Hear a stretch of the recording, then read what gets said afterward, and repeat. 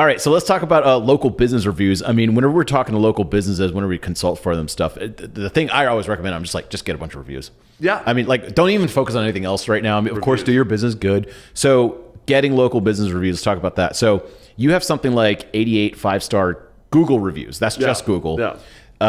That's a lot for like a pretty new barbershop. Yeah.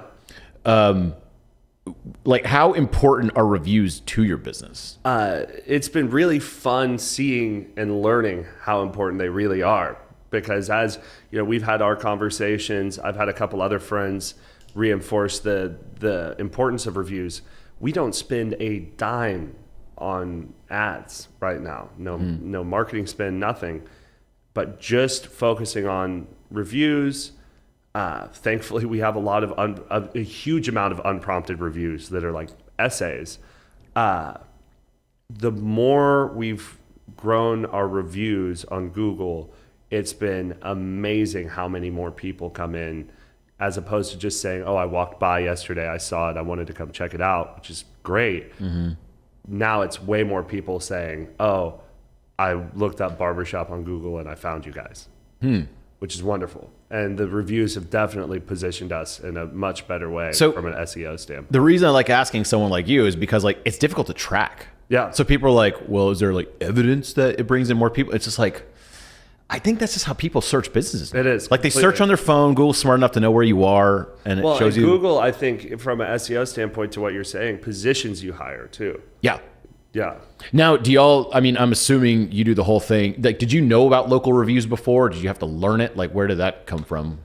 Because you've done a good job at it. I used to manage salons as well. I've been in the brick and mortar space for a long time. So you get comfortable asking, right? Which is a funny proposition. But if you're able to create some level of empathy in the sense of, if I have a customer that's having a wonderful experience, I'll ask something to the extent of,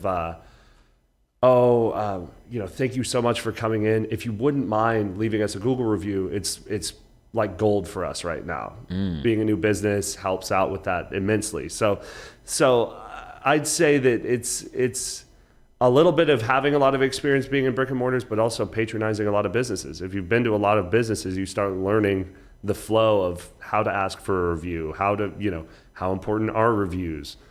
I think you learn that with how people complain about bad reviews.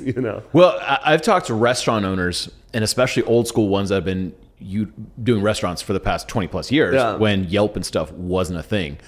And man, it is such an adversarial relationship with Yelp. They hate Yelp. Yeah. And Yelp is I try to reframe their mind a little bit by like, I know it's sort of extortion. Maybe it is extortion. It's extortion. Completely. It is. It's extortion. Let's just say it is completely extortion. It is extortion. They make you pay to remove bad reviews, and someone's just like, oh, they didn't have a high chair. And you're like, sorry. Okay. I mean, that's not like a 1-star reason. Or they're just like, there was a lot of traffic. And you're like, how is that my fault? Yeah, exactly. And that shows up and that dings you, right? If reviews are that important, you got a 3.5 versus a 5 now because there's one asshole. That sucks. Completely. So how do you navigate that? Like, were you always warm to reviews, or do you have like a kind of love-hate with them? Or I definitely have a love-hate. Yelp, as you're saying, there's a reason we have 88 Google reviews and maybe 3 Yelp reviews. Are Yelp people meaner? No, it's because I don't tell people to go on Yelp. That's true. I mean, the number of calls I get, it costs $1 a day to have your logo on Yelp. Just to have your logo. But does it bring in more than $1 a day in business? I wouldn't know. I'm not going to pander to that right now. I think there's value, obviously, in their platform. But Google, we're getting results, right? I think that with Yelp, I might be biting the bullet soon. I'm not certain. But it's not a different customer. It's just, for us as a business, it's a very uncomfortable relationship to have with, a service that I'm paying for, but also could be hugely beneficial or hugely detrimental to my business. That exposure and that, how do I explain that exposure to the customer, but that vulnerability is a very precarious thing. It's very it's very weird to navigate because you're kind of on edge. Let's say a customer comes in and they're not very decisive, or they're not certain of what they want. Now, as a business, with reviews being a thing the way that at the level that they are, you're in a weird position where it's like, this guy has no idea what he wants.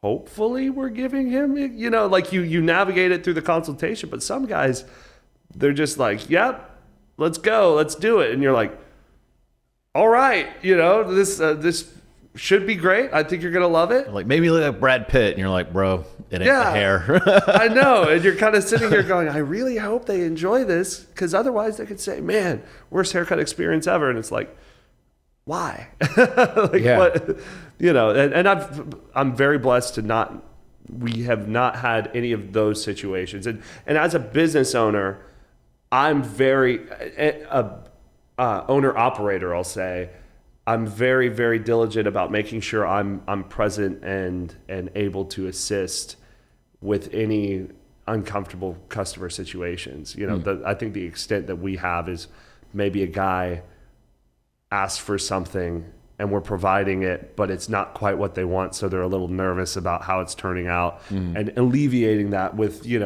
good energy, positive energy, and making sure they're happy when they leave. And any management I would hire in the near future, I'd hope would have the same vibe. That helps us navigate those review situations. Yeah, the Google and Yelp, it kind of reminds me of like the customer now has the ability to leave a review, which can make you a lot more money, like as you're experiencing with Google. But they could also leave a negative review. What it reminds me of is kind of like social media. So people always like complain about like burnout on social media. You got to post all the time, blah, blah, blah. But if you're like, let's say you're Instagram or Twitter, who are you going to promote? The guy that doesn't use your service at all, or the guy that uses all the time? Exactly. It's just like, what would you do in their position? Well, I think that there's a little bit of a double-edged sword there, because who would they want to promote? The guy that uses their service really well, or the guy that uses their service poorly all the time? Fair. So it's a weird thing to navigate, because bad advertising content all throughout your feed is gross to a lot of people. I'll turn off Instagram instantly. But a lot of well-curated images, that might keep me on Instagram a lot longer. Because their goal is eyeballs, right? Yeah. So I think to your point, they definitely want more content. They want people providing more content, but at a certain level. That's why their algorithm's so specific on how many, breaking through those little tiers of viewership. So let's skip this section and go straight to social media. Yeah. You mentioned before, and I've been dying to ask you this now, you were like, Instagram. Talk to me about Instagram, barbering, important, not important, awesome, bad? I think Instagram, it's really great, but it's a portfolio tool. It's something to get you exposure in terms of your work, but I've found in my experience with the barber world, not the clothing world. The clothing world's a lot different from a social media standpoint. But from a barbering world, it's a referral business. I want to make sure, I think social media is a younger demographic of people that would maybe DM a barbershop to say, hey, can I get a haircut? That's not going to be your, maybe some young professionals might do that, but generally speaking, your mid to late, really more late 20s to late 30s is probably my core demographic. Those guys are not, they'll see a great haircut and then they'll go to the website. You know what I mean? But they're not as inclined to pick someone off of social media. Women, a lot different. Women with the salon world, they'll find a stylist, see highlights or a balayage that they love, and that's their girl. I want you to do my hair. I've found that's huge. But for barbers, social media is a great tool to where if I'm out at a bar and I meet you, follow me on Instagram. I work at Sorek. I'd love to cut your hair. That relationship there turns into a customer experience. A great customer experience turns into that guy telling all of his friends who are obviously going to be at least in a similar demographic, yo, you got to go check out Sorek. Dean did a wonderful job. That's where we get the most growth. And that growth is so strong from a foundation standpoint that you can rely on it, and your retention is huge. Whereas social media, you're less likely to get as specific with your demographics as you would with referrals. Obviously, referrals is a hustle, but it's very, very well. Like when I saw Sorek, I kind of clicked on the I clicked on the Google listing. Yeah. And it has some pictures and stuff. And then I saw that the website has like an Instagram. I checked it out, and like I don't know what I was trying to get from it, but I'm just like, it's a real place. Yeah. And they seem to have some relatively updated Instagram. Yeah. Like it's not like I don't really care what all the stuff on it is. It's a credibility tool, right? Yeah. It's like someone's alive. Exactly. Yeah, there's something there. Whereas if you went on and I hadn't posted in 3 months, I'd be a little skeptical. Yeah, what's going on there? Yeah, like I just need something happening. Okay, so that's kind of interesting because I noticed there's a large barber contingent on Instagram. Huge. Not on Twitter so much, but mainly like Instagram. No, Instagram. It's a funny. It's kind of like ASMR content. It's a funny sort of. People love watching people get their hair cut. Yeah, they do crazy stuff like they'll like wax their whole face. And Which like, that's so it's just like over the top. Yeah. I mean, it keeps popping up in my feed, so I keep clicking on it. Well, so. yeah. It's definitely crazy to watch. I wouldn't recommend getting your face waxed. Oh, no. How often do you have like a schedule that you post on? Mainly Instagram, right? I'm assuming. Yeah. Okay. Is there like a schedule like you tell someone like you got to post like once a day, once a month? For us, it's once a day right now. But that's a lot of, coming out of the pandemic, skeleton crew. Now that we're staffing more, we'll have a lot more time to get more content posted. I'd say twice a day would be great, sort of a morning post and then a primetime post. That way you're getting a little bit more exposure. And when you post, like, it's hard to track, but does it put like butts in seats? Like, does it get people to the store? Yes, from the standpoint of existing customers that follow us get reminded.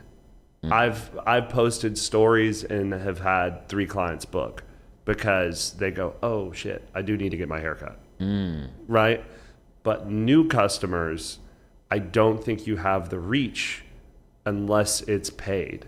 And that's where it's a little bit more, it's a whole new world, right? Your world. And I'd say from a relationship standpoint with your customers, it's great. And that's, I guess, a point we haven't really made is social media is a great way to stay in touch. Ooh, that's a quote right there. Yeah. That's good. It's a great way to stay in touch with your customer base, all that. I think that it's a wonderful way for you to be able to maintain that relationship, in a pretty intimate way. I mean, you're seeing their posts, they're seeing yours as a business. You can message each other. Yeah. Interesting.